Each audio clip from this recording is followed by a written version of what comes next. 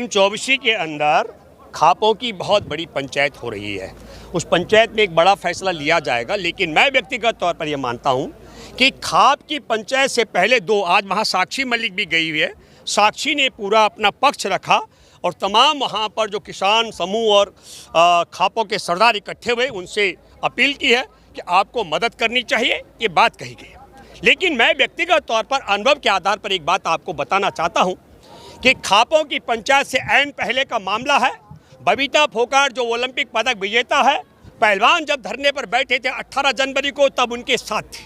और उसके बाद एक कमेटी बनाई है खेल मंत्रालय की तरफ से। उस कमेटी में पहलवानों का पक्ष रखने के लिए बबीता फोगाट शामिल हुई।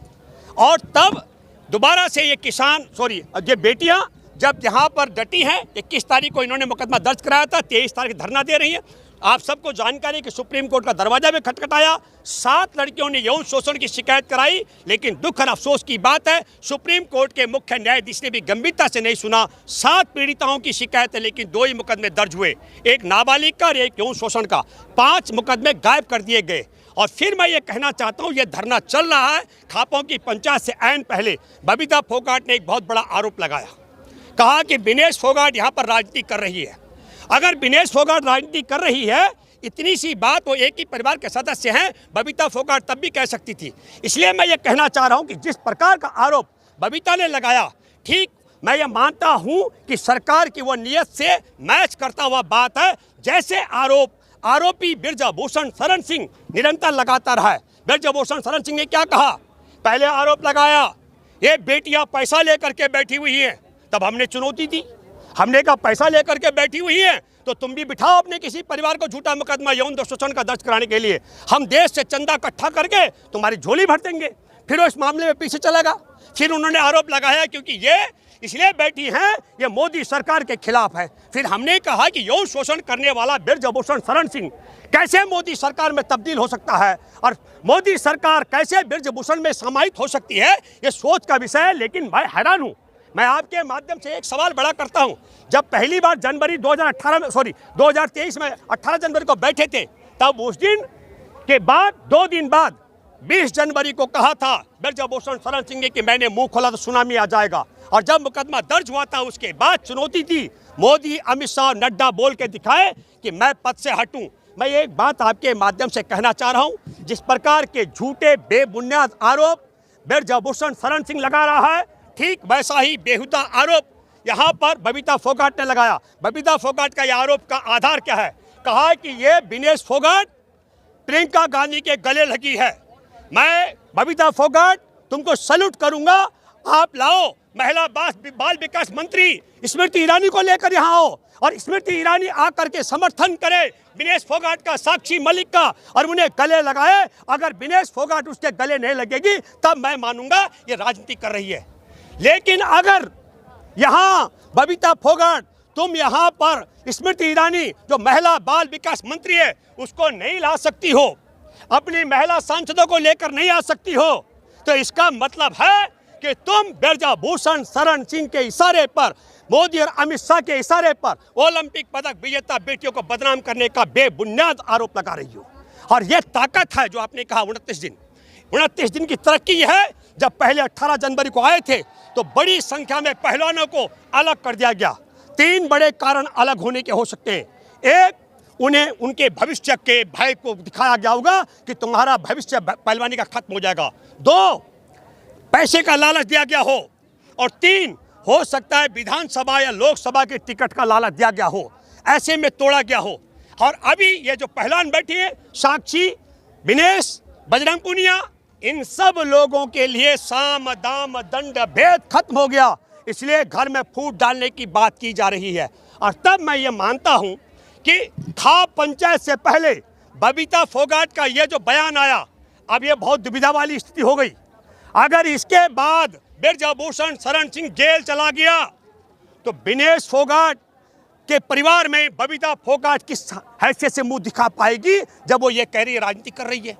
और अगर वो जेल नहीं गया तो मैं आपके माध्यम से दावे के साथ मैं कह सकता हूं, आज की तारीख में अगर ब्रजभूषण शरण सिंह को जेल में डाला भाजपा ने, तो नरेंद्र मोदी अमित शाह की पोल खोल हो जाएगी। गोधरा में किस तरीके से कार सेवकों की बोगी को इन्होंने आग लगवाकर षड्यंत्र किया था।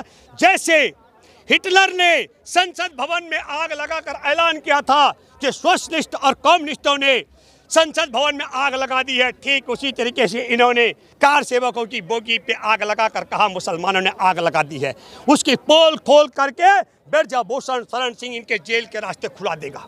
इसलिए ये इतना बड़ा रिस्क नहीं ले सकते हैं। लेकिन देश ने तय कर लिया है, अगर ब्रजभूषण शरण सिंह जेल गया अब इतने लंबे आंदोलन के बाद, तब भी भाजपा का विनाश तय है।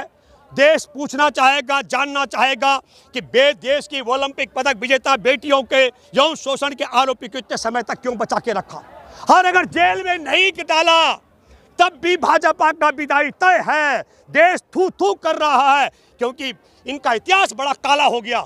चिन्मयानंद राम मंदिर के निर्माण करने वाले ने 1400 करोड़ रुपए राम मंदिर के चंदा जो इकट्ठा हुआ था, बंदर बाट 20 पैसे की, उसमें इसने एक कॉलेज बनाया, वहाँ नग्न लड़कियों से मालिश कराता हुआ उसका वीडियो वायरल हुआ। उस बेटी को सुप्रीम कोर्ट जाना पड़ा। वही हालात आज की तारीख में ओलंपिक पदक विजेता बेटियों को सुप्रीम कोर्ट जाना पड़ा। हर एक मुकदमे में आप देखिए हमारे देश के अंदर जो इन्होंने वो उन्नाव में 17 साल की बेटी के साथ में विधायक ने किया था मामला, उस मसले पर भी सुप्रीम कोर्ट से न्याय मिला है। तमाम मामले जो है सुप्रीम कोर्ट जा रहे हैं। और फिर मैं इसलिए कहना चाहता हूं, एक एक मामला अगर हम जाएंगे पड़ताल में तो वह अदालत में जाने के बाद ही, लेकिन ये निपटारा भी करा देते हैं।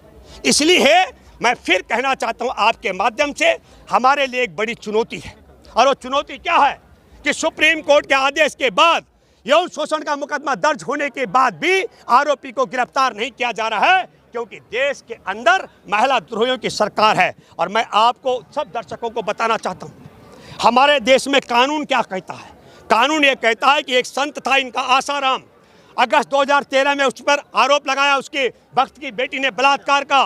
वो बेटी सीधे थाने में गए, अपने पिता के साथ मुकदमा दर्ज हुआ और संत आसाराम जेल में है। जिस संत आसाराम को मत्था टेकने के लिए अटल बिहारी वाजपेयी जी से लेकर लाल कृष्ण आडवाणी जी तक, मोदी से लेकर और शिवराज चौहान तक जाते थे, वह आज जेल में है बलात्कार के मामले में। और आज भी वही कानून है। पहले बेटियां थाने जाते, मुकदमा दर्ज नहीं होता, सुप्रीम कोर्ट जाना पड़ता है, मुकदमा दर्ज होता है, लेकिन यौन आरोपी गिरफ्तार नहीं होता है। ये सिलसिला चल रहा है। लेकिन मैं एक बात कहना चाहता हूँ, आज खापों की पंचायत है, बड़ा फैसला होना है। लेकिन मैं मानता हूँ, जिस प्रकार मेरा अनुभव है, भाजपा ने तय कर लिया है कि ब्रजभूषण को जेल में नहीं डालना है। मुझे लगता है कि यह मामला हमको देश की जनता की अदालत में ले जाना पड़ेगा। और तब मैं ये मानता हूं, क्योंकि इन्होंने इनका भविष्य तो खत्म कर दिया।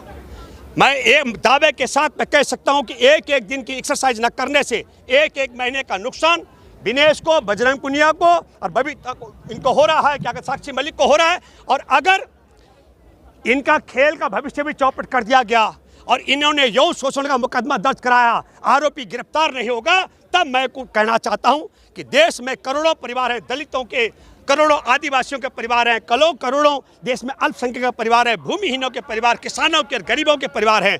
अगर उनका यौन शोषण होगा तो उनके मुकदमे कैसे दर्ज होंगे। इसलिए मुझे लगता है सबको एकजुट होना पड़ेगा। और लगता है कि यह लड़ाई जंतर मंतर से अगर न्याय नहीं मिलेगा तो जनता की अदालत में देश भ्रमण करना पड़ेगा। धन्यवाद। जय हिंद, जय जवान, जय किसान, जय संविधान।